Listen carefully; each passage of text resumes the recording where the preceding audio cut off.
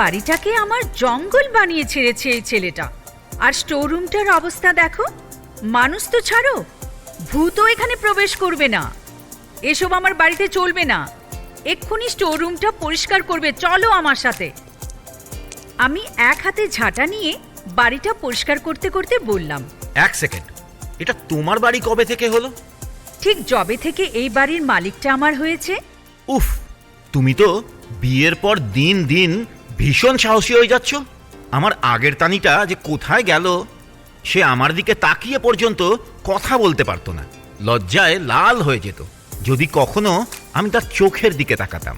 আর এখন দেখো, আমার দিকে তাকিয়ে আমাকেই শাসাচ্ছে। তোমার যদি বাজে বকা বন্ধ হয়ে গিয়ে থাকে তাহলে চলো, আমাকে হেল্প করবে। যাচ্ছি তো। বলেই আমরা স্টোর রুমে ঢুকলাম, সেটা পরিষ্কার করার জন্য। ঢুকেই আমার মাথায় হাত, এটা স্টোর রুম নাকি ভাগাড়? মনে মনে 101টা গালি দিতে দিতে স্টোর রুমটা পরিষ্কার করতে লাগলাম। স্টোর রুমটা আমরা দুজনে মিলে পরিষ্কার করছিলাম। এমন সময় ভুলবশত একটা শেলফের সঙ্গে ধাক্কা খেলাম। একটা বড় সাইজের বাক্স ওপর থেকে নিচে পড়লো। আমি কোনো রকমে ওখান থেকে সরে গেলাম। এই রে, এক্ষুনি বাক্সটা আমার উপর পড়তো। দেখি দেখি, তোমার লাগেনি তো? না, লাগেনি, কিন্তু এই বাক্সটা তো আমি আগে কখনো দেখিনি। কি আছে এতে? সে বাক্সটা দেখে থতমত খেয়ে গেল। কোথায় কি? কিচ্ছু না তো, এমনি ওটা, ছাড়ো। আমার তার কথা শুনে কিছুটা সন্দেহ হলো। কি আছে এতে? আমি তো এবার দেখেই ছাড়বো। সে বাক্সটা তুলতে এসেছিল, তখন আমি তার হাত ধরে নিলাম। ছাড়ো বাক্সটা, আমি দেখব ভেতরে কি আছে। আরে কিছু নেই। আমি দেখব বলেছি মানে আমি দেখব। আমি তার হাত থেকে বাক্সটা নিয়ে নিচে বসলাম। সে ওখানে দাঁড়িয়ে ইতস্তত করতে লাগলো। বাক্সটাতে লক দেওয়া। লকটা কি এটার? আমি তাকে জিজ্ঞাসা করলাম। আরে ভুলে গেছি, অনেক দিন আগের বাক্স এটা। আমি তার দিকে কিছুটা আর চোখে দেখে বাক্সটার লকটা খোলায় মনোযোগ দিলাম। অনেকগুলো লক ট্রাই করার পর হুট করে আমার মনে আসলো নিজের ডেট অফ বার্থ দিয়ে দেখি খোলে নাকি। অবাক করার বিষয়, ডেট অফ বার্থ দেওয়ার পরেই বাক্সটা খুলে গেল। আমি সেটা দেখে কিছুটা মুচকি হাসলাম। এবার আমি বাক্সটা খুলতেই কিছু সময়ের জন্য বাক্সটার দিকে স্তব্ধভাবে চেয়ে থাকলাম। এগুলো তো... হ্যাঁ, এগুলো আমাদের গড়ে তোলা ছোট্ট ছোট্ট মুহূর্ত এবং তার স্মৃতিগুলি। বাক্সের ভেতর থেকে প্রথমেই যেটা বার করলাম সেটা ছিল একটা চিঠি, যেটা প্রথমবার আমি তার জন্য লিখেছিলাম। তখন তার সঙ্গে আমার রিলেশনটা শুরু হয়নি। সে এবার আমার পাশে বসে আমার হাত থেকে চিঠিটা নিল এবং চিঠিটা খুলে পড়তে লাগলো। Happy birthday dear, if you don't mind, can you be friends with me? Friends with me from moon. খুব সুন্দর ইংলিশ দেখো তো তুমি। হাসবে না আমার উপর একদম, ঠিক আছে? তখন আমি সেই নতুন নতুন ইংলিশ শিখেছিলাম, তো সে সময় কি লেখা ছিল সেটাও হয়তো পড়তে পারিনি। হ্যাঁ, সেটাই। আপনি লিখতে পারেন আর আমি পড়তে পারি না। আমি তার দিকে বিরক্তিকর একটা চাহনি দিলাম। তখন তুমি আমাকে একবার পর্যন্ত বলনি তুমি আমাকে লাইক করো, ঠিক আছে? আমি নিজে থেকে এসে চিঠিটা দিয়েছিলাম। কিন্তু সেই দিনই তো তুমি তোমার লাভটা পেয়েছিলে, যেটা আমি তোমাকে দিয়েছিলাম ঠিক একই দিনে। সেটা তো আমি আগে তোমাকে দিয়েছি, ঠিক তারপরে তুমি আমাকে লেটারটা দিয়েছো। কিন্তু যখন তোমার কাছে আমি লেটারটা পাঠিয়েছি তখন পর্যন্ত আমি তোমার লেটারটা হাতে পাইনি। আমি জানতাম না যে তুমি আমাকে ওটা দিয়েছিলে সেই দিনে, কারণ সেদিন আমি স্কুলে যাইনি। মহান কাজ করে ফেলেছিলেন বলেই আমরা দুজনে একে অপরের দিকে তাকিয়ে হেসে ফেললাম। হ্যাঁ, আমরা দুজনে একে অপরকে ঠিক একই দিনে একই সাথে চিঠি দিয়েছিলাম, অথচ এটা জানতামও না যে সেও আমাকে চিঠি দিচ্ছে। হ্যাঁ হ্যাঁ, চিঠির কথাই মনে পড়ল। আমার খুব ভালো করে মনে আছে, চিঠিটাতে তুমি লিখেছিলে my little dear Tania. Little dear মানে কি? তুমি একটা মেয়েকে প্রেমপত্র দিচ্ছ, সেখানে তুমি সেই মেয়েটাকে সম্বোধন করছো মাই লিটল ডিয়ার। আমি তোমাকে লিটল এই কারণে বলেছিলাম কারণ তুমি তখন লিটলই ছিলে। তখন কেন, তুমি এখনো লিটলি আছো আমার সামনে। আমি মোটেও লিটল নই। তুমি 6 ফুট হাইটের হতেই পারো, তাহলে আমার কি 5 ফুট 3 ইঞ্চি ফুটের কোনো মানে নেই নাকি? এই ছাড়ো, আমাকে বাকিগুলো দেখতে দাও। তারপরে বাক্সে দেখতে পেলাম একটি চুলের কাঁটা। কাঁটাটি হাতে নিয়ে কিছুক্ষণ দেখার পর কিছু একটা আমার মনে পড়ল।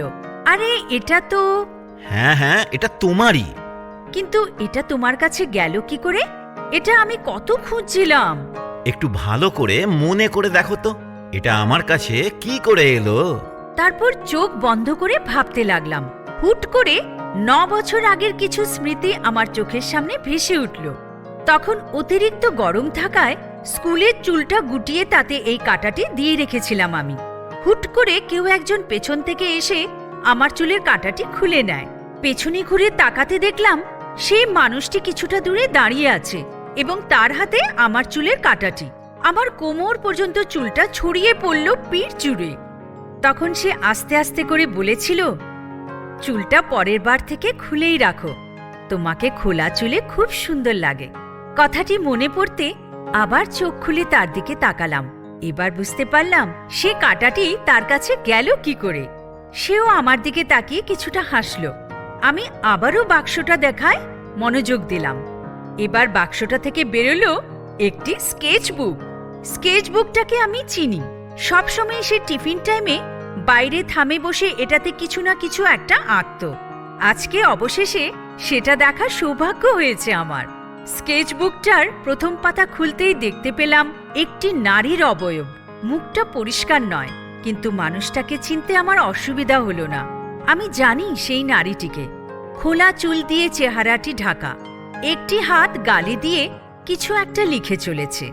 সেই দৃশ্যটি খুব সুন্দর করে এই পাতায় ফুটিয়ে তোলা হয়েছে। দ্বিতীয় পাতাটি উল্টালে দেখতে পেলাম আবারও সেই নারী, আবার অবয়বটি ক্লাসরুমের দরজা দিয়ে বাইরে উকি মেরে কিছু একটা দেখছে। এটা তুমি কখন আঁকলে? যখন তুমি আমায় দেখতে ব্যস্ত ছিলে। তার মানে তুমি জানতে আমি ওখানে দাঁড়িয়ে তোমার দিকে তাকিয়ে থাকি রোজ? অবশ্যই, আমার আশেপাশে আপনার অস্তিত্ব আমি খুব ভালোভাবেই টের পেতাম। আবারও পরের পাতা উল্টাতে দেখলাম সেই নারী অবয়বটি তার বন্ধুদের সাথে গোল করে বসে কথা বলছে। তার মানে তুমি টিফিনের সময় বাইরে বসে অন্য কিছু না, বরঞ্চ আমি কি করছি সেটাকে ছবিতে ফুটিয়ে তুলতে, তাই না? আপনি ছাড়া যে আর অন্য কিছুই আমার চোখে পড়তো না। সেই জন্য আমার সামনে সবথেকে সুন্দর দৃশ্যটা ফোটাতে ব্যস্ত থাকতাম আমি খাতার পাতাতে। তার কথায় কিছুটা লজ্জা পেলাম। স্কেচবুকের আরেকটা পাতা উল্টাতেই দেখতে পেলাম একটি পুরুষ এবং নারী অবয়ব। নারীটি পুরুষটির কাঁধে মাথা ঠেকিয়ে বাইরে কিছু একটা দেখছে এবং পুরুষটি খুব যত্ন সহকারে নারীটিকে নিজের বাহুডোরে আগলে রেখেছে। এই ছবিটি অন্য কারো নয়, বরঞ্চ আমার আঁকা। আমার মনে আছে এটা আমি তার বার্থডেতে এবং আমাদের রিলেশন 1 বছর পূর্ণ হবার সময় তাকে এঁকে দিয়েছিলাম। ছবিটির নিচে লেখা আছে বাই মুন, আর ডেট আছে 8 মার্চ 2017। সত্যি, আজকে নিয়ে প্রায় 10টি বছর এই মানুষটির সাথে আছি আমি। 9 বছর প্রেম সম্পর্কে এবং একটি বিবাহিত বছর কাটাচ্ছি। কিন্তু এই মানুষটি বারবার নতুনভাবে আমাকে তার প্রতি মুগ্ধ করে তোলে। প্রত্যেকটা স্মৃতি, আমাদের কাটিয়ে আসা প্রতিটা মুহূর্তগুলো জীবিতভাবে আমার চোখের সামনে আজও ভাসে। যেন এই তো কদিন আগে তাকে লুকিয়ে দেখতাম আমি, আর আজ হাত বাড়ালেই সে আমার সামনে উপস্থিত। যেন এই তো গতকালই ছিল, যখন রোজ স্কুলে যেতাম শুধু তাকে একবার দেখার জন্য। স্কুল থেকে ফেরার পথে সে রোজ তার সাইকেলটি কখনো জোরে কখনো ধীরে ধীরে আমার পেছনে নিয়ে আসতো।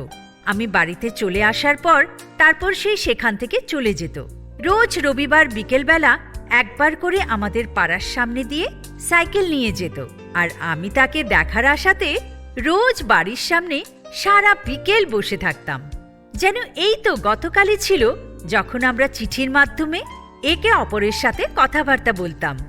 যেন এই তো গতকালই ছিল, যখন সে আমি ক্লাসে আসার আগে আমার জায়গায় আমার পছন্দের চকলেট রেখে যেত, যাতে আমি ক্লাসে ঢুকে সেই চকলেট পাই।